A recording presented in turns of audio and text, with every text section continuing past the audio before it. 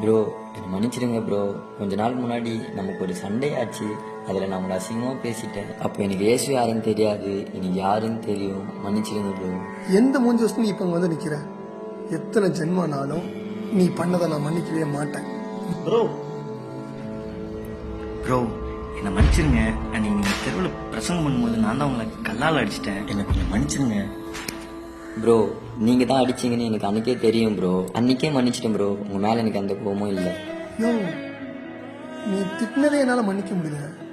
உன்னை கல்லால் அடிச்சிட்டு போறா, எப்படி அவனை மன்னிக்க முடியுதுனால?